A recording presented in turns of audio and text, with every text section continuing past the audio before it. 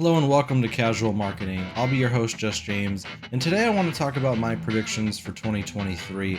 I know there's a lot of concern in the industry with tech companies laying lots of people off. We have a looming recession here in the US. So I want to go over what my expectations are for the rest of this year and where I think marketers should really look for their future. So I want to start with the obvious, which would be AI. If you've checked the news at all, you've seen articles about different tools that are cropping up. They've expanded dramatically from anything from chatbots to video editing to face swapping. And the reality that these AI tools are going to continue to grow. By the time this video comes out, there'll probably be 100 more, to be completely honest with you. The good news about these tools for digital marketers is they're just that. They're just going to be tools. At the end of the day, they're not going to be dictating what your strategy is, what your marketing mix is going to be. They should be there to optimize.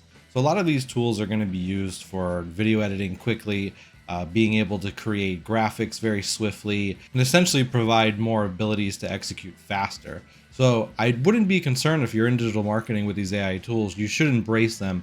A couple of things to note, however, and this goes into my predictions for the rest of this year. There's going to be a lot of lawsuits, especially for these image generators, because of the data sets that they are pulling. You're going to have a lot of people upset. You're going to have artists upset. You're going to have photographers upset. And just be very mindful when you're using these tools that they should be there to assist you. If they do the full job, you could end up in a lawsuit very easily or just wind up in something. So use them cautiously, but the ones that can help you get things done quicker, there's going to be tools for things like Excel and doing reporting. All of those are fantastic. I think you should explore them, and that's going to just make your life a lot easier going into the rest of this year. Just like all of these AI tools, I do believe in 2023, we're going to see a ton of new social media platforms come to rise. If you look at what's going on with Twitter, since Elon Musk took over, they've lost a ton of advertisers and their growth has just sort of been stunted. And if you look at the political side of what's going on with TikTok, they're essentially saying at any moment it could be taken down. There's colleges that are blocking it. There's political parties that are blocking it. It's getting pretty complicated, especially depending on what country you currently live in. As I talked in a previous video, India completely banned the app. You're going to see new tools pop up, such as Mastodon, which is a Twitter competitor, and Hive, which is this mixture of Facebook and Instagram. And as these tools continue to pop up, that is going to complicate our workplace. That is going to complicate our field. But the beauty of it is it's a bunch of opportunity, in my opinion.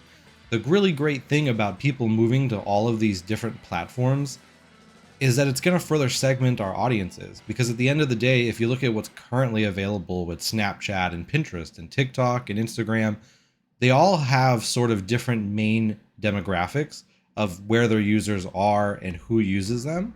And that's really helped marketers that know how to use these platforms well create a more unique marketing mix for their consumer and really take people through the user journey, which is incredibly important in this day and age. So I see these tools as a really refreshing way to look at your marketing mix. The only downside of all of these new platforms is you won't really know which ones are going to take. And also their advertising sectors are going to be bare bones at the moment. I kind of showed this in Spotify ads in my last video. Really powerful tool and has a lot of use cases, but it's still in its infancy. There's still a lot of things that they don't have access to, but they have grown a lot. So we're going to see this with these other platforms. This is what's really going to set strategists apart, is trying to understand all of these platforms and being able to convey to either your boss or your stakeholders, where should this money be going? So just something to keep in mind, but be prepared for it. There's going to be a lot more platforms. Do your research, and obviously with things like organic, you don't have to spend any money, but you can at least be active on these platforms. Just make sure you're focusing your time on where your audience is. This all goes back to the user journey. You want to make sure you're following your customers to the platforms that they spend the most time on. So don't worry so much about the next big thing. Just make sure it's what your customers are using. But once again, this is a great way to segment your audiences because now there'll be more platforms that are going to be geared toward different types of people. So just keep that in mind. And honestly, I think that this will be the more exciting portion of what digital marketing is going to become in the years to come. Now for some of the stuff that nobody really wants to hear. Unfortunately, consumer spending is probably going to go down, especially if we're talking about non-essential items. There was a massive boom from the pandemic and low interest rates, and now we have incredibly high inflation. A lot of essentials like eggs are increasing in cost dramatically. That's going to affect buyer behavior. That is inevitable. You're not going to be able to overcome that with a simple gimmick. So please keep that in mind. We've already seen brands start to lower their budgets on certain ad spending. And if you're in the industry or you work for a large company, you might have already experienced this.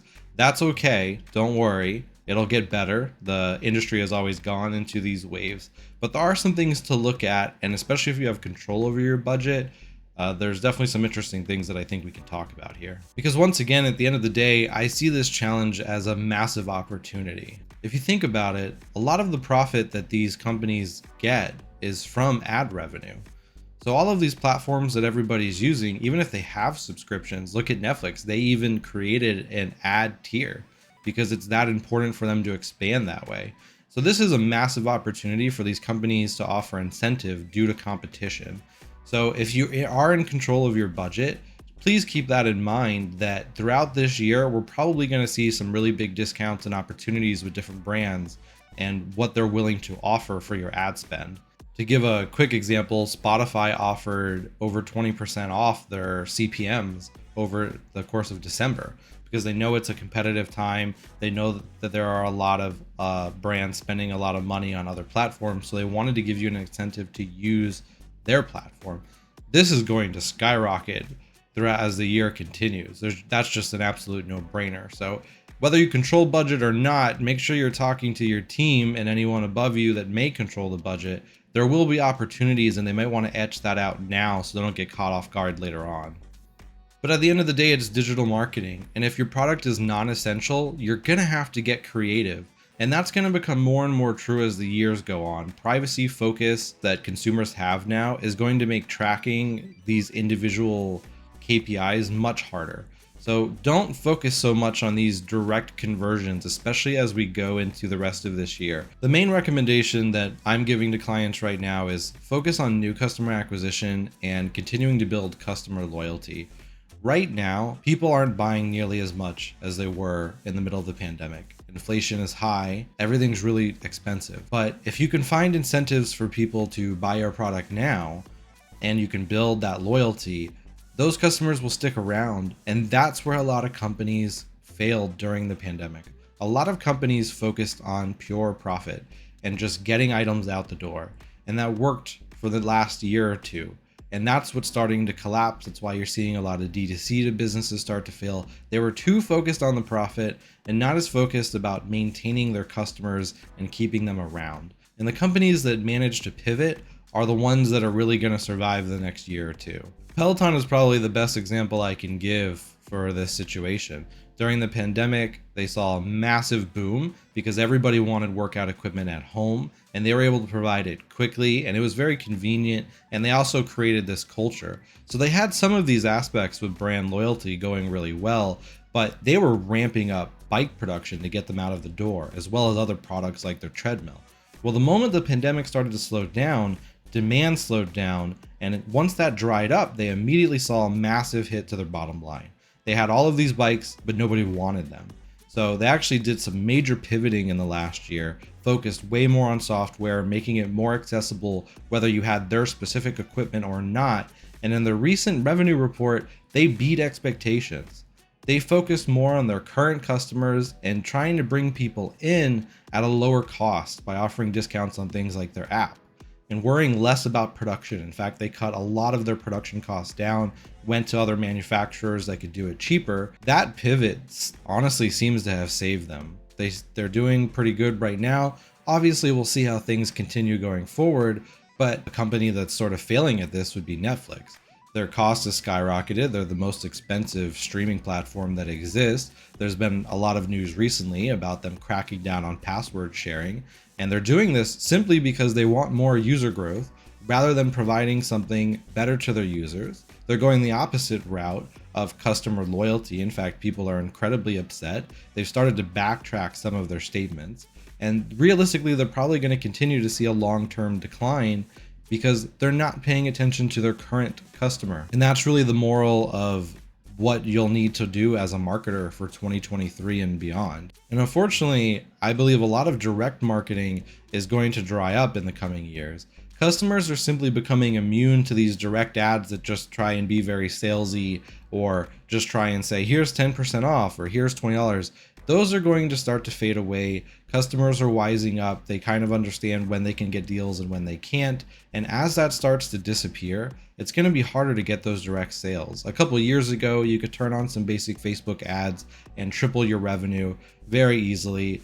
That's why the whole field kind of filled with a lot of scams, to be quite honest, because it was just that easy. But now that that's changed, we really have to be more of strategists. We have to understand more of the company. Digital marketers are going to have to integrate way more with their overall business, whether that's integrating with your accounting team to understand the profit and revenue and overhead, or if that's understanding the logistics of the product and how long it actually takes to get into consumers' hands, or just talking to the CEO and understanding where the company is planning to go and where it plans to pivot.